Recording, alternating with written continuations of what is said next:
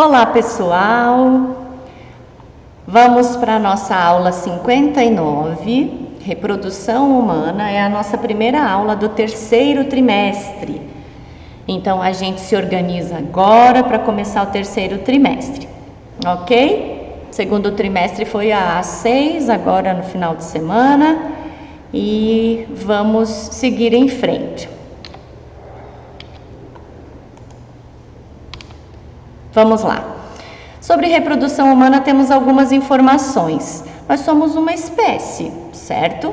Nós somos dioicos. Significa que cada organismo possui apenas um sistema genital, ou masculino ou feminino. E nós temos reprodução gamética, também chamada sexuada. Cada organismo produz gametas masculinos ou femininos, que ao se encontrarem no momento da fertilização, geram um novo indivíduo. Nós temos fertilização interna. Os gametas masculinos são inseridos no sistema genital feminino, que é lá onde ocorre a fertilização. A fertilização nesse caso aqui, nesse caso não, o conceito dela é o encontro, ou então a união dos gametas, masculino e feminino. Sistemas genitais ou sistemas reprodutores. O que são? E o que fazem, né? São conjuntos de órgãos, estruturas e substâncias acessórias que permitem a reprodução gamética. Geram os gametas. Geram também os hormônios sexuais. E esses hormônios, atrelados ao momento, vão gerar também o desejo de se reproduzir. Eles também permitem o ato da cópula e a geração dos novos indivíduos. Sempre ocorre uma preparação corporal, física e emocional para o ato da cópula. Vamos para o sistema genital masculino. O que nós estamos vendo aqui? Uretra, esse canalzinho que está aqui.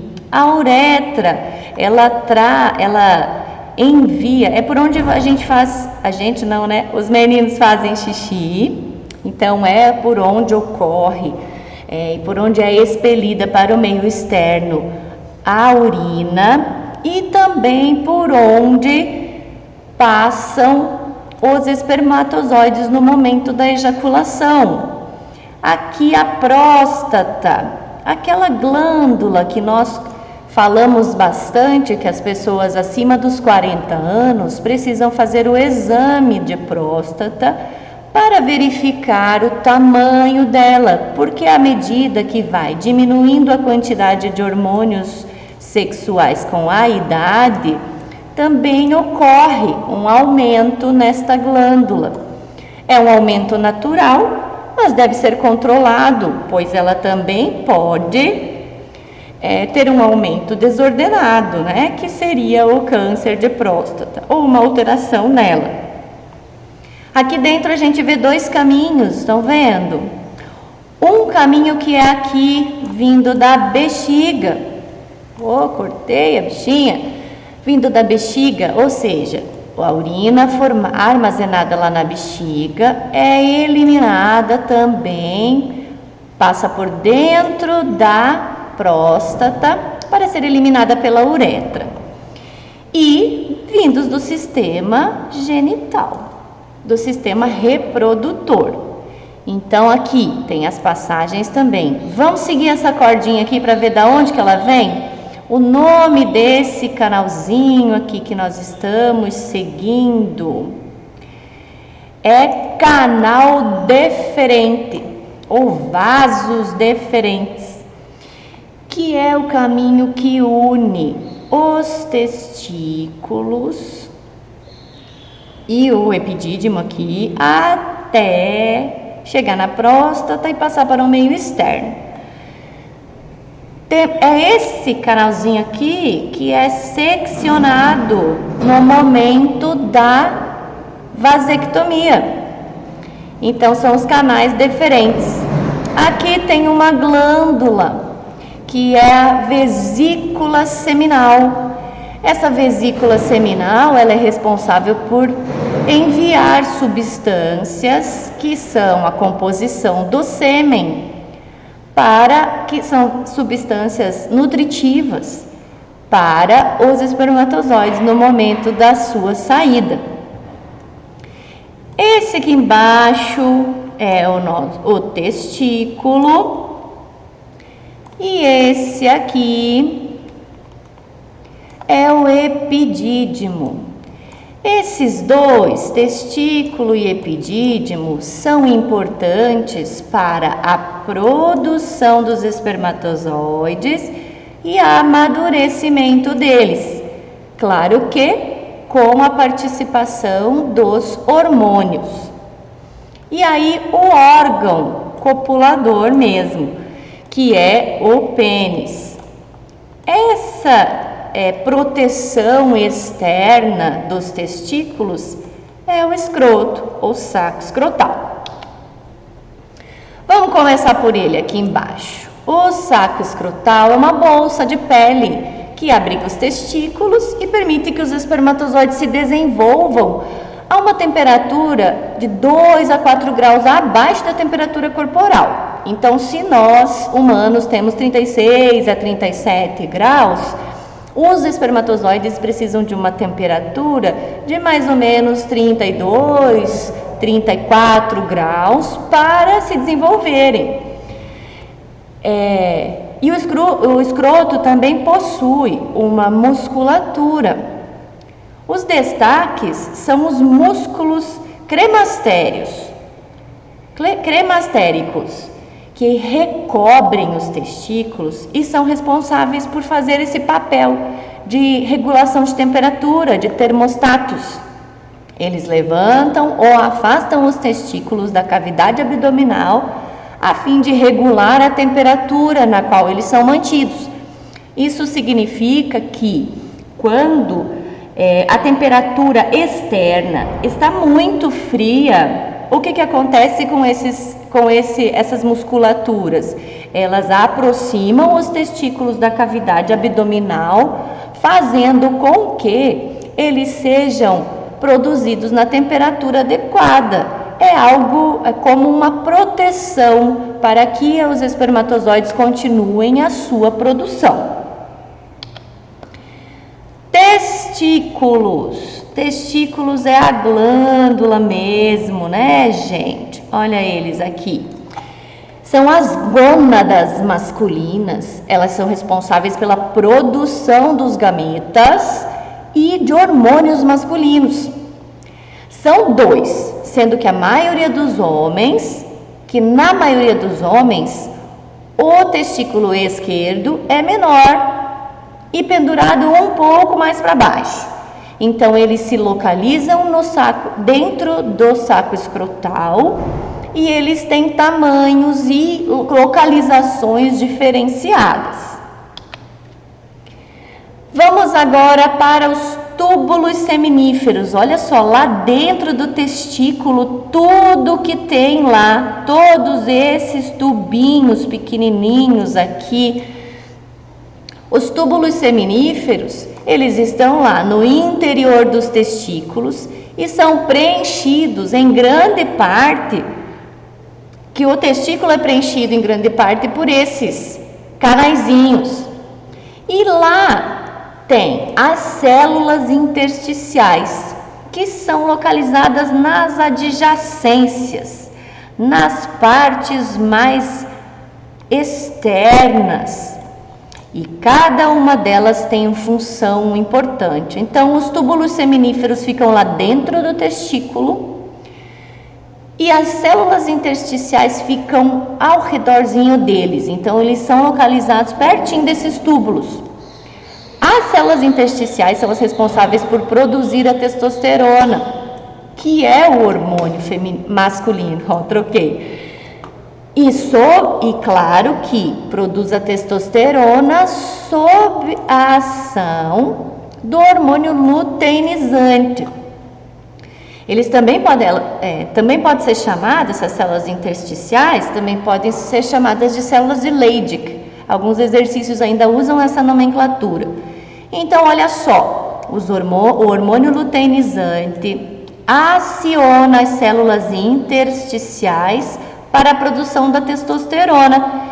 E é nesse momento, com a utilização do luteinizante da testosterona, é que os espermatozoides serão produzidos. Epidídimo, ó, o epidídimo está aqui na lateralzinha, ó. O epidídimo, ele é formado por vários canais. Esses canais são importantes, pois é onde os espermatozoides amadurecem. E lá eles ficam armazenados até o momento da ejaculação. Eles são localizados fora dos testículos. Então, cada epidídimo tem um testículo direito, epidídimo direito, testículo esquerdo, epidídimo esquerdo. Cada epidídimo tem aproximadamente 6 metros de comprimento. E vai passando por esses canais, os espermatozoides, até que eles atinjam a maturidade e se tornem móveis. Nesse momento, a gente só tem espermatozoides passando e amadurecendo nas regiões do epidídimo. Mas nós podemos falar já um pouquinho do esperma nessa situação, que é uma solução contendo os espermatozoides e as secreções das glândulas. Esses espermatozoides vão sair por aqui, ó. Vamos ver o canalzinho já, que é aquele canalzinho fino que eu falei que é seccionado na hora da vasectomia. Então, esses canais deferentes, eles conduzem o esperma até a uretra, unindo-se a ela no duto ejaculatório no interior da próstata. Vamos lá para as glândulas seminais. Glândulas seminais. Essas glândulas produzem uma secreção nutritiva, contendo várias substâncias, dentre as quais vitamina C, frutose, prostaglandinas e outras substâncias coagulantes. Eles são mais ou menos, o líquido produzido pelas glândulas é até 85% do volume do esperma. Pensa só a pequena quantidade de espermatozoides, pequena porcentagem de espermatozoides aqui. E a próstata, olha ela aqui. Falamos um pouquinho dela mais para trás, há pouco atrás. É uma glândula cuja secreção também nutre os espermatozoides e constitui mais ou menos 15 a 30% do volume do esperma.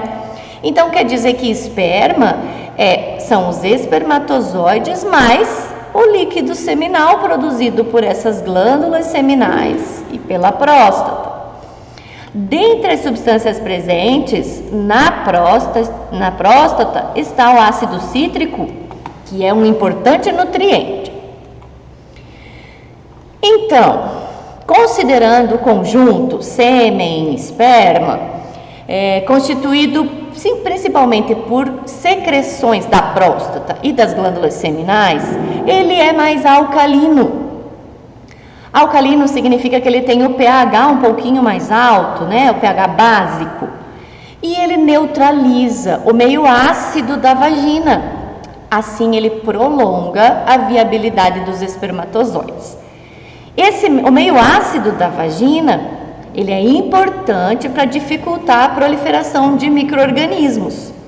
Então, o meio básico do pH, o meio básico do sêmen, faz com que fique neutra essa situação e os espermatozoides consigam sobreviver a esse ambiente que é o canal vaginal. Glândulas bulbo-uretrais. A bulbo uretral fica mais escondidinha. elas produzem secreções que limpam e neutralizam a acidez da uretra antes da passagem do esperma. No início da ejaculação, são eliminados alguns líquidos. No início da ereção, desculpa. Então, esses líquidos são provenientes das glândulas bulbo-uretrais que fazem a limpeza. Eu não falei para vocês que a uretra, ela também é passagem do xixi, da urina da bexiga? Então, a urina é composta por resíduos corporais, certo? Esses resíduos corporais têm que ser eliminados antes dos espermatozoides passarem por aqui. E quem é responsável por fazer isso durante o início da ereção são as glândulas bulbo-uretrais. E ela, então, prolonga-se para a uretra, esse canalzinho que passa aqui no pênis, que transporta o esperma e também a urina para fora do corpo. Pela uretra passa o esperma e passa a urina, certo? Então, essa parte aqui, que é a uretra, ela faz parte do sistema urinário e do sistema genital. Nas mulheres, a uretra é apenas para o sistema urinário. Então, nós estamos aqui agora no pênis. O pênis é o órgão copulador. É o órgão copulador. Não consegui escrever. O órgão copulador masculino, ele possui tecidos esponjosos eréteis. O que significa isso?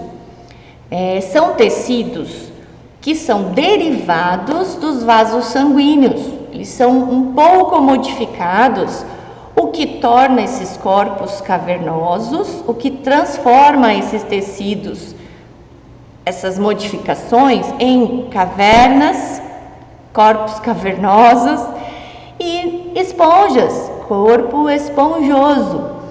O que causa a ereção do pênis? Então, a ereção, que é torná-lo rígido, é encher esses corpos cavernosos e esponjosos de sangue. O mecanismo consiste no seguinte: na medida que o sangue vai enchendo os corpos esponjosos, quando o homem sente a vontade de se reproduzir, o aumento da pressão gerada promove a constrição dos vasos que levam o sangue para fora do pênis. Sendo assim, o sangue entra com mais facilidade. Então, fez a vasoconstrição externa e internamente a pressão sanguínea é maior. Mas não sai tão facilmente assim não. Precisa dos estímulos sexuais. E os principais responsáveis pelo enrijecimento são os corpos cavernosos. Então, primeiro, o sangue preenche os corpos esponjosos e a partir disso vai fazer também o preenchimento dos corpos cavernosos, que tornam o órgão ereto.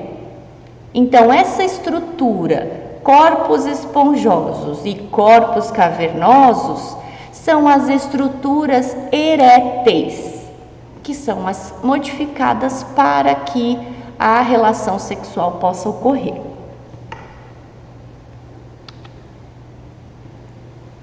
A porção do pênis responsável pelas sensações agradáveis é a glande, cuja pele é muito fina. Na glande, que é a parte inicial do pênis, vulgarmente chamada de cabeça, a glande ela tem muitas extremidades, muitas terminações nervosas. Isso significa que ela a qualquer toque, ela vai receber a informação sensível, a informação da sensibilidade local. A glande, ela é protegida por uma camada de pele chamada prepúcio. O prepúcio é importante para a proteção local, mas ele também é importante que seja movimentado no momento da higiene. Quando se tem crianças pequenas, algumas crianças, elas têm o prepúcio muito fechadinho aqui na ponta. E às vezes tem até dificuldade de fazer xixi, de urinar.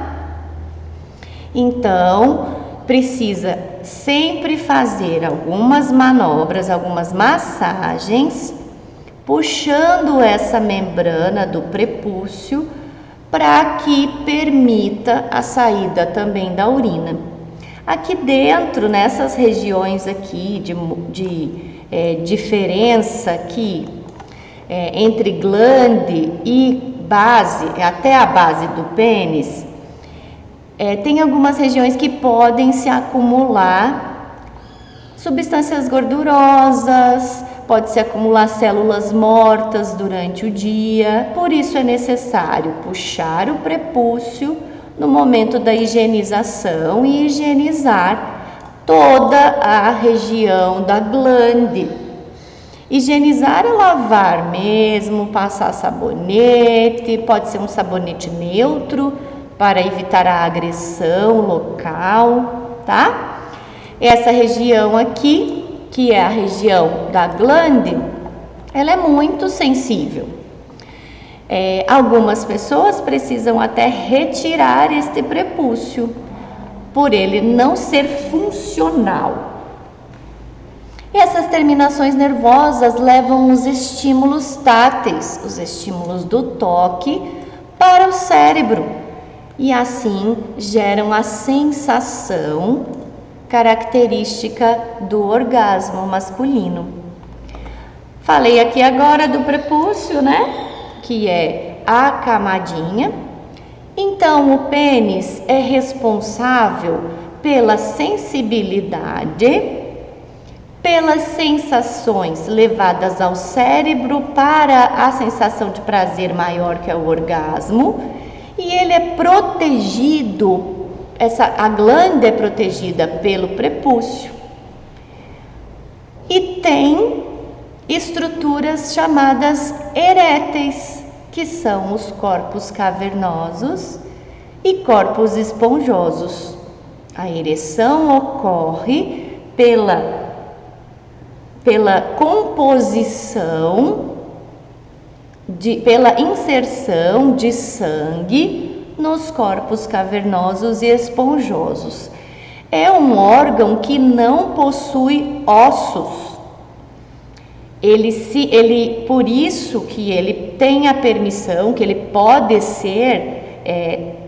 estar flácido. O que significa estar flácido? Significa que a quantidade de sangue nesses corpos cavernosos e esponjosos está muito pequena, indica que não há ereção, que não há estímulo sexual. Pode ocorrer fraturas nesse órgão?